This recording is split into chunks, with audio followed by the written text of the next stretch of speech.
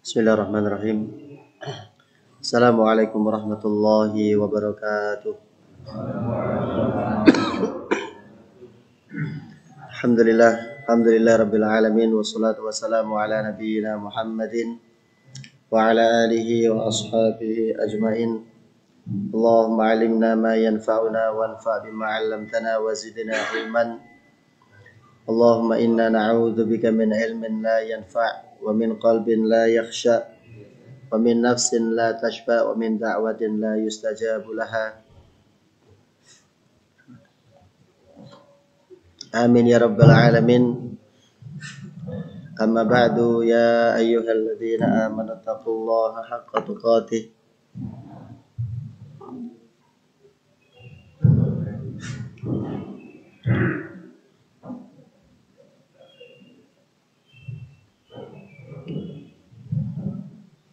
Ya ayyuhalladzina amanu taqullaha haqqa tuqatih wa la tamutunna illa wa antum muslimun. Hadirin jamaah hafizakumullah. Alhamdulillahirabbil alamin. Di kesempatan pagi ini kita akan melanjutkan pembacaan ayat di surah Al-Kahfi.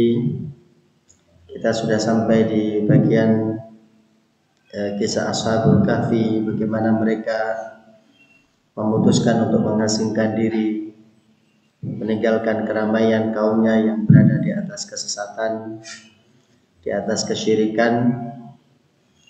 Begitu mereka masuk ke dalam gua, maka yang mereka lakukan pertama adalah mereka berserah diri kepada Allah Subhanahu wa taala. Karena tentu mereka tidak tahu nanti kalau di dalam gua urusan selanjutnya bagaimana, mereka tidak tahu. Bagaimana urusan kelanjutan kehidupan mereka, urusan makan minum dan sebagainya. Yang jelas mereka kemudian pasrah kepada Allah, menyerahkan seluruhnya kepada Allah, biar Allah yang ngatur, biar Allah yang ngurus. Karena bayangkan mereka begitu lari, mereka menjadi buronan kalau bahasa kita ya. Jadi buronan, kalau ketangkap ya resikonya bisa dibunuh. Maka begitu mereka memasrahkan urusannya kepada Allah, maka Allah yang mengatur. Maka begitu juga kita dengan kita semuanya, para hadirin. Tidak bisa kita mengandalkan kemampuan kita, kekuatan kita, harta kita, ilmu kita untuk mengurus diri kita sendiri, tidak akan sanggup. Kalaulah bukan pertolongan Allah, kalaulah bukan karena hidayah dari Allah, bimbingan dari Allah, tentu kita akan kerepotan, tentu kita akan berat. Maka berbanyak untuk menyerahkan urusan kita kepada Allah. Kan di antara doa yang kita panjatkan di zikir pagi atau petang, wala takilni ila nafsi tarfata ain. Ya Allah, jangan engkau serahkan urusan diriku kepada diriku sendiri, tarfata ain, walaupun cuma sekejap mata. Jangan biarkan saya ngurus diri saya sendiri, Allah, jangan tinggalkan saya. Wala takilni ila nafsi, jangan serahkan urusan diriku ini untuk aku urus dengan kemampuanku, dengan ilmuku, hartaku, jangan. Tarfata ain, walaupun cuma sekejap mata, karena tidak akan beres nanti. Maka itu pentingnya kita bertawakal kepada Allah. Dan kita tahu begitu mereka memasrahkan urusan mereka kepada Allah, Allah berikan solusi, Allah berikan jalan keluar. Solusi yang pertama adalah Allah buat mereka melupakan semua ketakutan mereka. Allah buat mereka semua melupakan semua kekhawatiran, yaitu dengan diberikan tidur, dibuat mereka tidur. Kemudian kebaikan yang lain yang Allah hadirkan, wa rabatna ala qulubihim idz qamu, dan kami ikat hati mereka ketika mereka berdiri untuk menyampaikan kalimat tauhid di hadapan masyarakatnya, di hadapan pembesar di masyarakatnya. Faqalu rabbuna rabbus samawati wal ardh, Tuhan kami, Rabb kami adalah Rabb yang menciptakan langit dan bumi. Lan nad'uwa min dunihi ilaha, kami tidak akan menyembah, menjadikan selainnya sebagai sesembahan, tidak. Hanya Allah yang kami jadikan sesembahan. Laqad qulna idzan syatata, Kalau kami mengambil sembahan selain Allah, maka yang kami ucapkan adalah sesuatu yang menyimpang dari kebenaran. Maka ini yang kemarin kita sampaikan. Lagi-lagi kita minta kepada Allah agar Allah menjadikan hati kita hati yang tidak mudah goyah, tidak mudah terombang-ambing. Maka doa kita ya tadi, ya muqallibal qulub, wahai zat yang membolak-balikkan hati, tsabbit qalbi ala dinik, teguhkan hatiku di atas agamamu, di atas ketaatan kepadamu. Ini doa yang diajarkan oleh Nabi SAW. Jadi Allah mengikat hati hambanya agar tetap kuat, kokoh di atas kebenaran, terutama di saat-saat yang sulit. Karena di saat sulit itu hati mudah berubah, mudah goyah. Kemudian pelajaran yang lain yang kita ambil dari ayat ini adalah tentang rububiyah dan uluhiyah. Rububiyah itu apa? Rububiyah itu adalah meyakini bahwa Allah adalah yang menciptakan langit dan bumi dan semesta ini. Allah yang mengaturnya, Allah yang memberikan rizki kepada hambanya, Allah yang memelihara semuanya. Itu rububiyah. Allah sebagai Rabb, Allah sebagai Tuhan, dan tugasnya Tuhan itu menciptakan, memelihara, menjaga, memenuhi kebutuhan atau rizki dari apa yang Allah ciptakan. Karena Allah yang menciptakan langit, bumi dan semesta segalanya ini, maka dialah Allah yang pantas untuk dijadikan Tuhan, untuk disembah. Jadi itu alasannya. Jadi siapa yang paling berhak disembah? Yang paling berhak disembah adalah yang menciptakan langit dan bumi. Lan nad'u min dunihi ilaha, kami tidak akan menyembah selainnya. Kemudian ayat berikutnya ini menceritakan tentang kaumnya. Haula'i qaumun attakhadhu min dunihi alihah. Mereka itu adalah kaum kami, masyarakat kami, rakyat kami. Ittakhadhu min dunihi alihah. Mereka menjadikan sesembahan-sesembahan selain Allah. Mereka menjadikan selain Allah sebagai Tuhan yang mereka minta, yang mereka sembah. Di laula yatuna alaihim bisultanin bayyin, seandainya mereka mendatangkan bukti yang jelas bahwa apa yang mereka sembah itu benar, apa yang mereka sembah selain Allah itu benar, coba buktikan. Kalau yang kalian sembah selain Allah itu layak jadi Tuhan, coba buktikan. Maka mereka tidak akan bisa. Faman adzlamu mimman iftara 'ala Allahi kadziba, maka siapakah yang paling zalim? Maka siapakah yang lebih zalim dibandingkan orang yang berkata dusta atas nama Allah, berkata bohong atas nama Allah. Jadi pertama adalah bentuk kezaliman yang paling besar adalah melakukan kesyirikan. Inna syirka la zulmun 'adzim. Sesungguhnya syirik itu adalah kezaliman yang besar. Kalau bahasa kita mungkin syirik itu adalah kekurang ajaran yang sangat kurang ajar. Bagaimana tidak? Allah yang menciptakan kita, Allah yang mengatur urusan kita, Allah yang memberi rezeki kita, Allah yang memberikan petunjuk kepada kita, malah kita milihnya selain Allah. Kan itu namanya kan nggak benar, kurang ajar kalau bahasa kita. Jadi itu syirik itu bentuk kezaliman yang paling besar. Tidak ada kezaliman yang melebihi syirik, tidak ada. Yang kedua, kalau ada sesuatu perilaku yang dilakukan oleh orang banyak, itu tidak mesti. Karena banyak yang melakukan berarti itu sebuah kebenaran, tidak mesti. Jadi di sini disebutkan yang beriman hanya segelintir anak muda, sedangkan mayoritas masyarakatnya mayoritas masyarakatnya melakukan kekufuran, kesyirikan. Maka banyaknya jumlah orang yang melakukan sesuatu tidak menunjukkan sesuatu itu benar. Jadi kebenaran itu tidak diukur dari banyaknya yang melakukan. Bisa jadi yang melakukan cuma satu, tapi yang satu ini dia di atas kebenaran, sementara yang lain di atas kesesatan. Para nabi sebelum Rasulullah SAW, Nabi Lot misalnya, Nabi Nuh misalnya, kan mereka seolah-olah sendirian. Jadi kebenaran itu bukan diukur dari banyaknya orang yang mengerjakan atau tidak, tapi kebenaran itu adalah ketika sesuai dengan petunjuk Allah, ketika sesuai dengan aturan Allah. Kemudian poin yang ketiga, orang melakukan kesyirikan itu dia tidak punya hujjah, tidak punya dalil, tidak punya landasan yang benar, landasan yang kokoh. Jadi murni karena kebodohan, murni karena mengikuti hawa nafsu.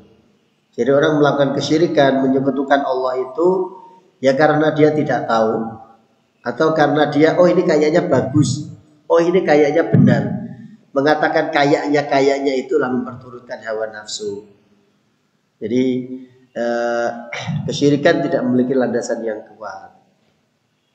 Kemudian berikutnya, wa idzi'tazaltumuhum wa ma ya'buduna illallah. Ketika kalian semuanya meninggalkan, ketika kalian wahai para pemuda Kahfi mengasingkan diri meninggalkan mereka kaummu, wa ma ya'buduna illallah, dan apa-apa yang mereka sembah selain Allah, maka ketika kalian tidak aman, maka ketika kalian ingin mencari ketenangan, fa'wu ilal kahfi, maka berlindunglah ke dalam gua. Allah yang mengarahkan, Allah yang membuat mereka bergerak menuju ke gua. Fa'wu ilal kahfi, berlindunglah ke gua. Yansyur lakum rabbukum min rahmatih. Kalau kalian mau berlindung, mengasingkan diri ke dalam gua, pertama yansyur lakum rabbukum min rahmatih, Allah akan memberikan rahmatnya kepada kalian. Wa yuhayyi' lakum min amrikum mirfaqa, dan Allah akan memudahkan urusan-urusan kalian. Jadi yang disebutkan di sini adalah uzlah. Uzlah itu apa? Mengasingkan diri. Jadi ketika kita hidup di tengah masyarakat, masyarakatnya masyarakat yang rusak. Kita coba ingin melakukan perbaikan, mencoba menyampaikan kebenaran. Oh ternyata gelombang kerusakan itu jauh lebih besar, arus kerusakan itu jauh lebih kuat, sehingga kita yang sendiri ingin mengubah ternyata tidak bisa. Daripada kita tergerus arus, daripada kita malah tergulung gelombang, maka lebih baik kita mengasingkan diri untuk menyelamatkan akidah kita, untuk menyelamatkan apa yang kita yakini. Dan nanti di akhir zaman, sampai Nabi mengatakan, harta terbaik yang dimiliki oleh orang beriman di akhir zaman adalah domba-domba yang mereka bawa ke lereng-lereng gunung, ke lereng-lereng bukit, yang di sana mereka hidup untuk mempertahankan keyakinannya yang diikuti. Sementara masyarakat kebanyakan sedang rusak, dan harta yang terbaik saat itu adalah kambing atau domba yang dibawa ke lereng gunung untuk mencukupi kebutuhan selama beruzlah tadi. Jadi uzlah itu diperlukan. Uzlah itu diperlukan. Sekali lagi, menyendiri itu kadang perlu. Karena kalau kita berada di tengah-tengah tadi kerusakan dan kita tidak bisa membawa diri, tidak bisa menyelamatkan diri, maka lebih baik kita mengasingkan diri. Nah, itu yang dilakukan oleh Ashabul Kahfi ini. Tapi yang mereka lakukan ini, sebelum mereka mengasingkan diri, mereka menyampaikan dakwah dulu, menyampaikan ajakan untuk menyembah kepada Allah. Tapi karena mereka lebih banyak, karena mereka menolak bahkan melawan dan tidak mampu untuk melindungi diri, maka lebih baik menyingkir. Begitu mereka menyingkir dan diarahkan menuju ke gua, maka di sini Allah memberikan harapan. Yansyur lakum rabbukum min rahmatih, menyingkirlah dulu, bergeserlah dulu, maka Allah akan memberikan rahmatnya untuk kalian. Dan Allah akan memudahkan urusan-urusan kalian. Jadi lagi-lagi tadi, babnya adalah menggantungkan harapan kepada Allah, menyerahkan seluruh urusan kepada Allah, dan biarkan Allah yang mengatur. Kalau Allah yang ngatur itu enak, kalau Allah yang ngurus itu enak. Jadi maka keyakinan itu perlu dibangun, bahwa ketika kita menyerahkan segala urusan kita kepada Allah, maka Allah yang akan memudahkannya.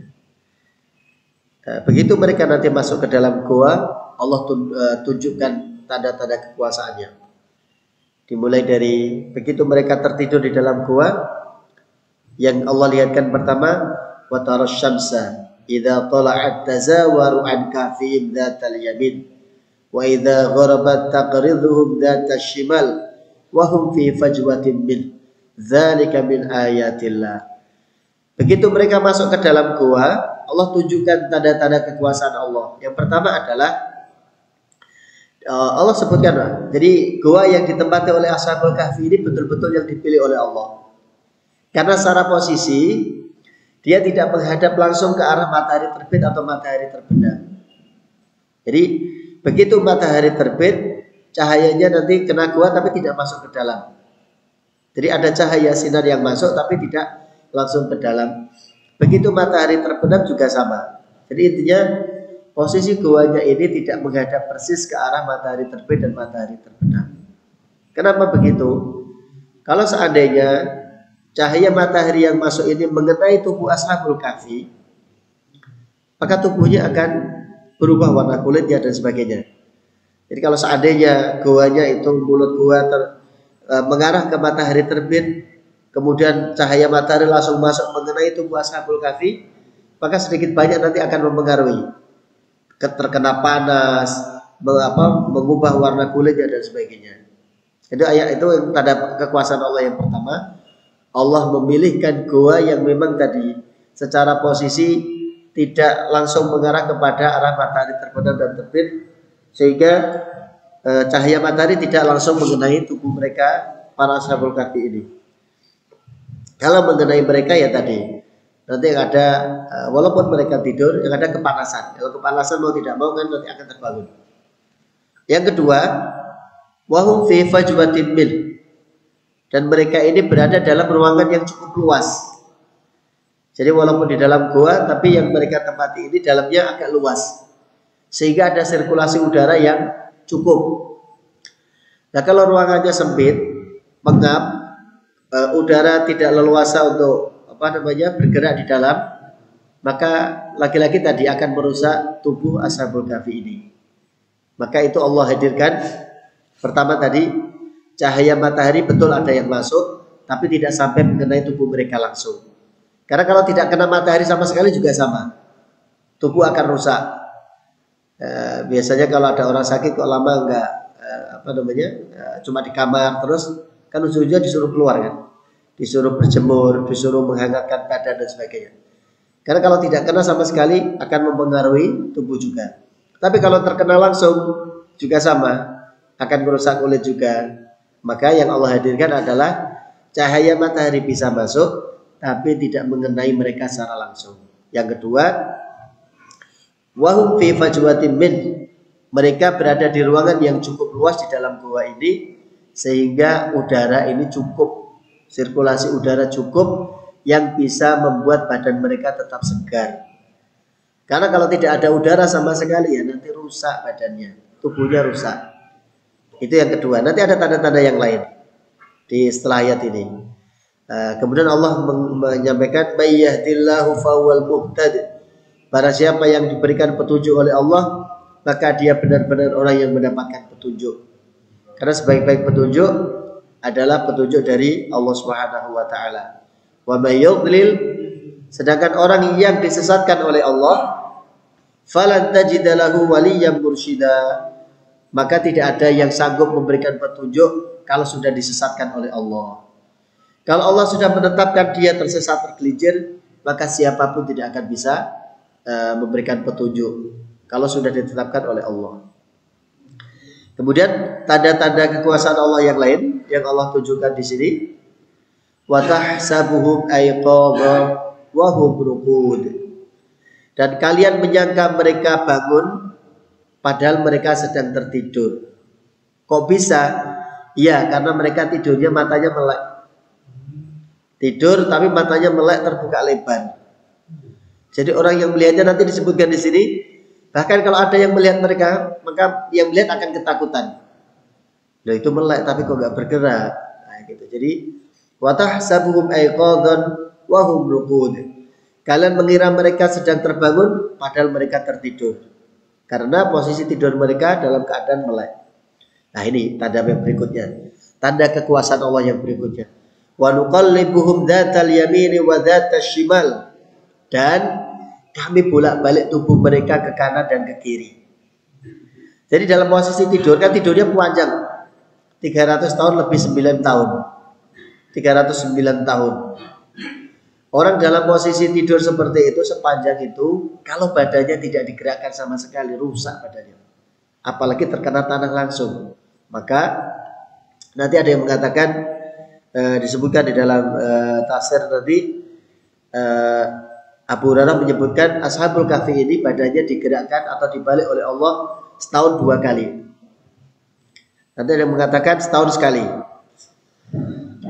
Kalau Mujahid mengatakan setiap 7 tahun dibalik sekali.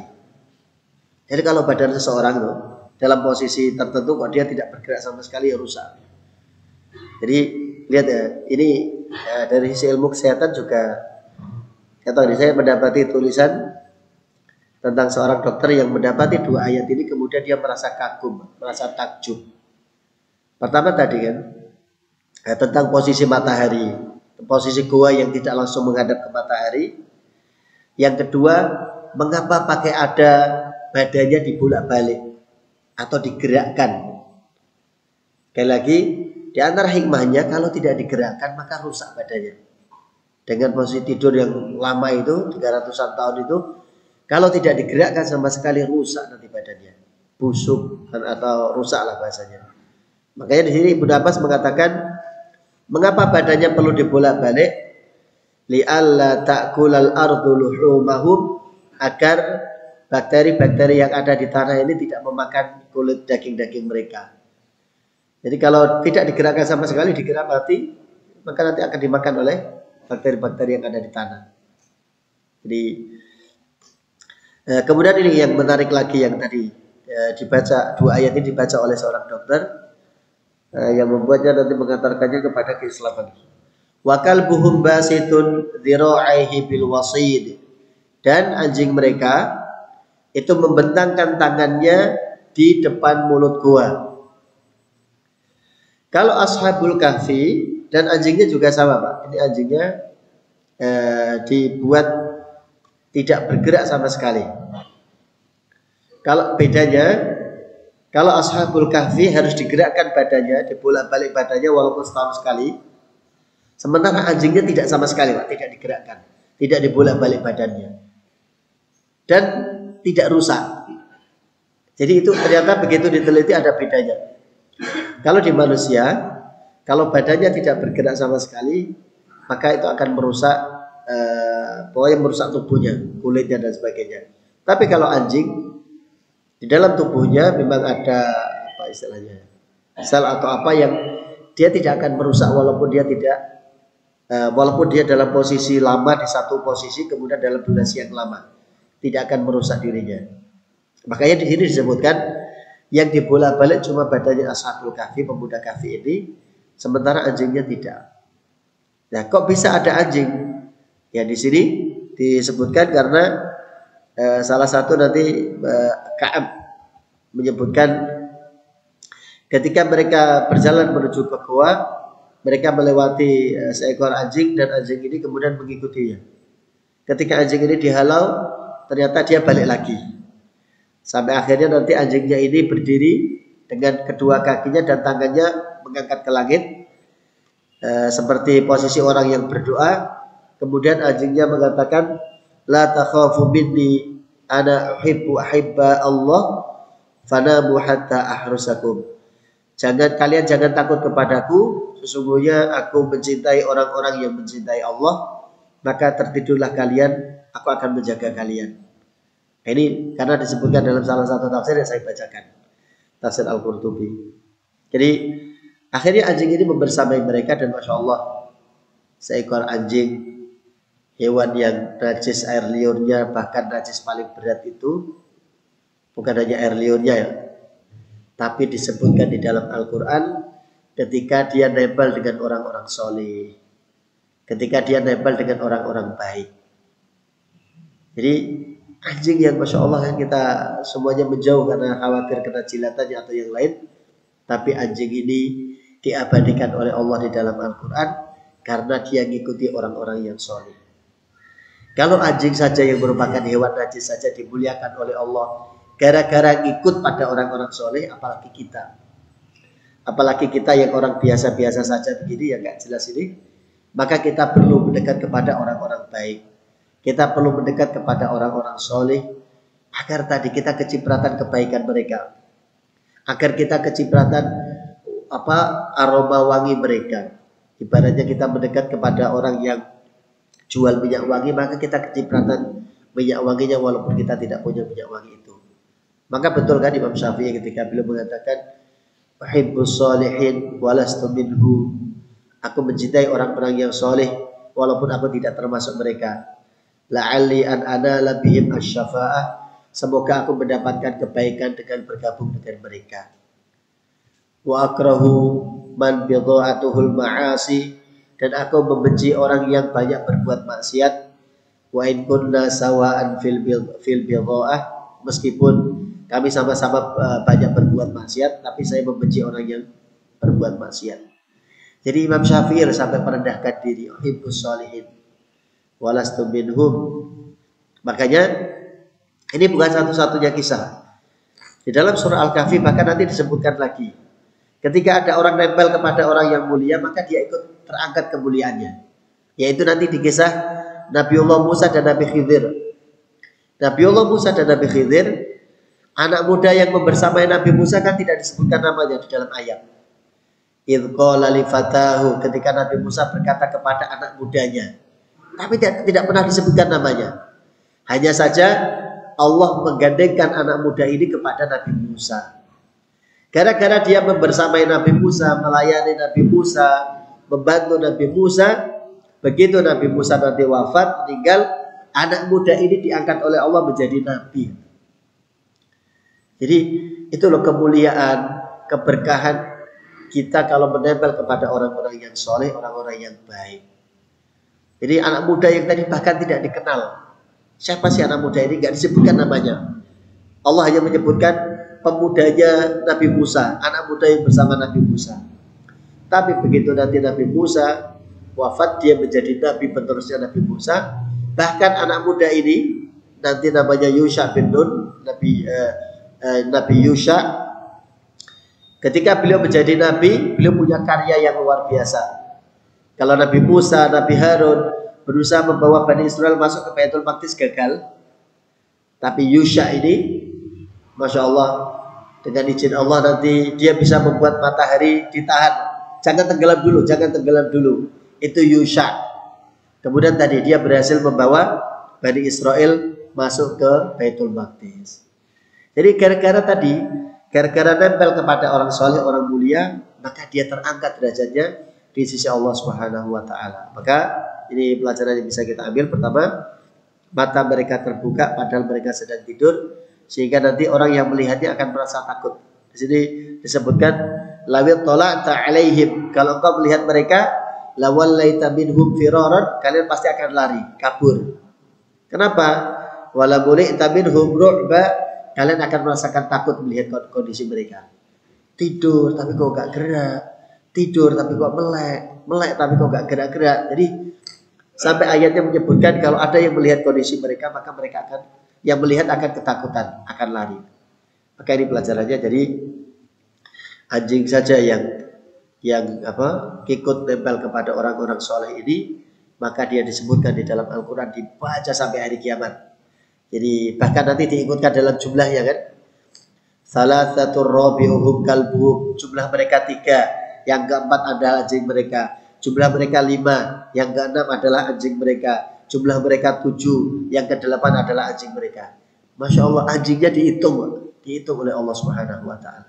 Jadi itu mungkin yang bisa disampaikan, pentingnya kita untuk menempel kepada orang-orang baik, orang-orang soleh, agar kita kecipratan keberkahannya. Ini mungkin bisa disampaikan.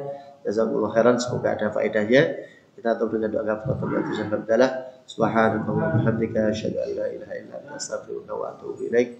Alhamdulillahirabbil alamin. Assalamualaikum warahmatullahi wabarakatuh.